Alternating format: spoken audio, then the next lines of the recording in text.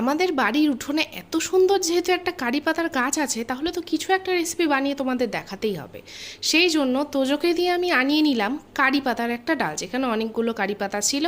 আমি ভাবলাম তাহলে চলো পোহা বানিয়ে নিই। পোহা বানানোর জন্য প্রথমে চিড়েগুলোকে একটা পাত্রে ঢেলে সেটাকে ধুয়ে নিলাম। আর মা দেখো কাঁচি দিয়ে এখানে লঙ্কা পেঁয়াজ এগুলো সব কেটে দিচ্ছে। আর মোহরও কিন্তু চলে এসেছিলো পোহা খাবে বলে। আর এইদিকে আমি আলু আর কারি পাতাটা ভেজে নিলাম। আর ভাজার পর মা বলল এখানে একটু তুই কিশমিশ দিয়ে নে।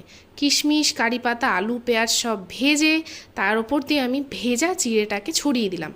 আর ছড়িয়ে দেওয়ার পর সেটাকে হালকা ভেজে তার উপর দিয়ে নুন চিনি দিয়ে মিশিয়ে হালকা মিষ্টি করে সার্ভ করে নিলাম। আর মা দেখো সার্ভ করছে বাবার জন্য। আর তার সাথে শশাও কিন্তু কেটে দিয়েছে, শশা কিন্তু মন্দ লাগে না। আর লাস্টে আমি তোজোকে টেস্ট করতে দিলাম, বললাম কিরে কেমন হয়েছে খেতে। ও কিন্তু বলল দিদি খুব সুন্দর হয়েছে খেতে, কোনোদিনও এত টেস্টি পোহা খাইনি।